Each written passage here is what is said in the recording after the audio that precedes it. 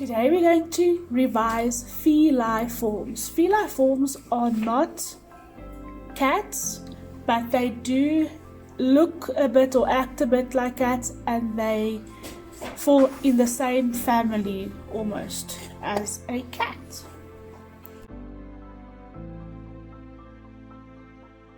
What looks like a cross between a mule and a German shepherd, but acts like a cat, a vulture and a shark. A hyena. Its face is dog-like, but its neck is thick and long like a mule. Yet, like a cat, it purrs when it's nursing. Like a vulture, it scavenges, cleaning up dead animals in the wild.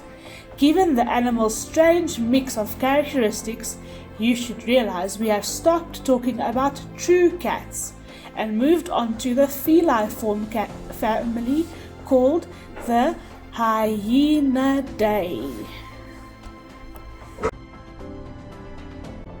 Since God designed hyenas to be part of his cleanup crew, he provided them with special tools for the trade.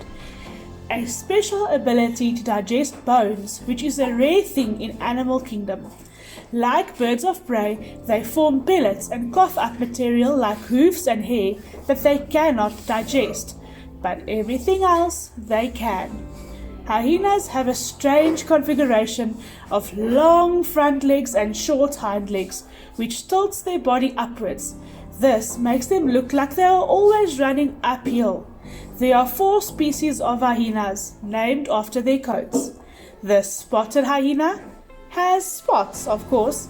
The brown hyenas looks more like a sloped back wolf with its shaggy fur and pointed ears. The striped hyena looks much like the brown hyena, but it has more stripes. And then the aardwolf looks more like a wolf. I said that hyenas also behave like sharks. How's that?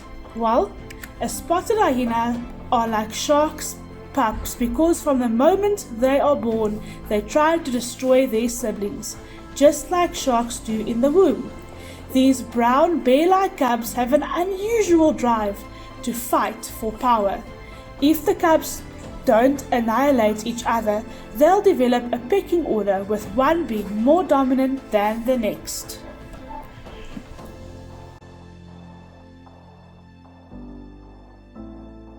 Only hyena that won't be found eating large mammals is the aardwolf. Why? Because its favorite food is quite a bit smaller. Can you guess what it might be? You probably didn't guess correctly if you named a smaller mammal. You can't get much smaller than termites, and that's what the aardwolf prefers over any other food. Termites. In fact, they have a special sticky tongue that's perfect for consuming the 200,000 termites they eat every night. They live in the sandy plains and bush country of Africa, where the termites are found. Though it looks almost identical to a miniature hyena, an aardwolf seems more like a cross between a skunk and an anteater. Like a skunk, it can spray noxious chemicals from its rear end to ward off predators. Like an anteater, it has a tongue designed specifically to eat small crawling insects. Interestingly enough, while the aardwolf is nocturnal during most of the year, it changes to be diurnal, active during the day in the winter. Why does it do this?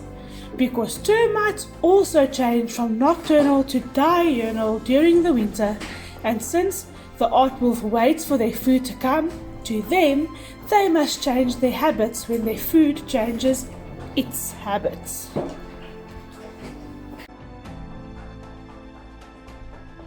Imagine walking through the rainforest and seeing kitty cats up in the trees.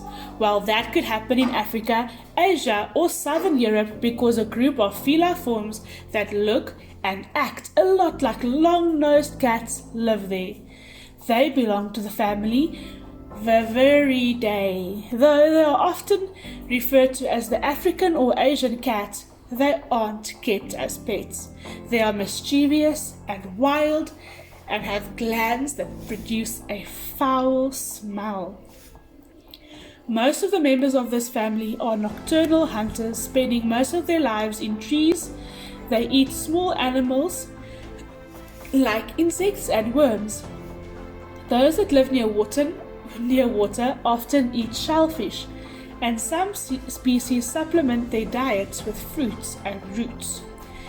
Their sense of sight and smell and hearing are sharp, making them fierce and effective predators.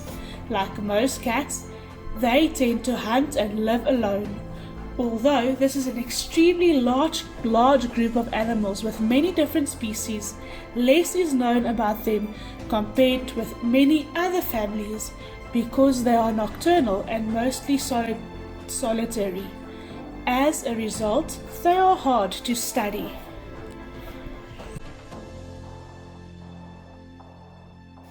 Meerkats and mongooses belong to the last family of Feliforms you'll study in this book, called Herpestidae. These carnivores eat a wide variety of animals, including insects, small mammals, birds and their eggs, and reptiles, especially snakes. Some even eat crabs. Most members of this family live in underground tunnels, which they dig themselves. Because of their habit of digging, most of their meals are made out of beetles and other creatures that live in the dirt.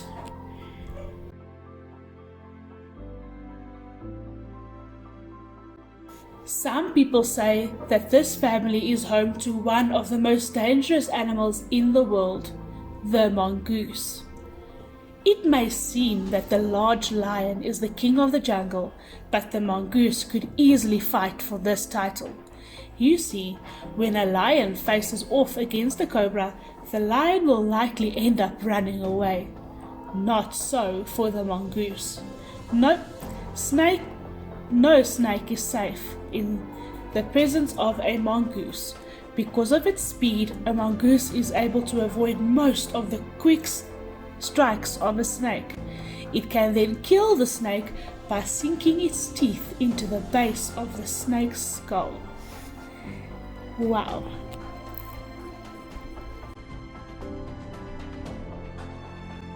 Meerkats are also in the family Herpestidae and are also known as suricats. The Disney movie The Lion King brought fame to the meerkat with a character named Timon.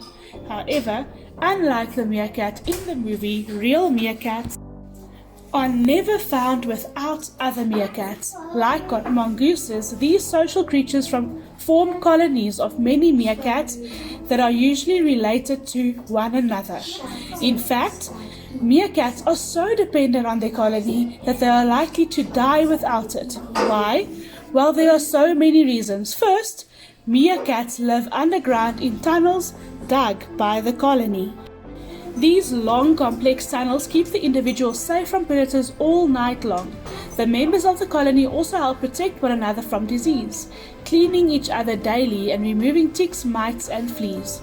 Probably the most important reason meerkats are dependent on their colony, however, is for the protection it provides. When meerkats are out hunting for food, one or more of the meerkats will stand watch, warning the hunters of any predators they see. That way, some of the meerkats can concentrate on hunting, while the rest concentrate on making sure that they don't become hunted.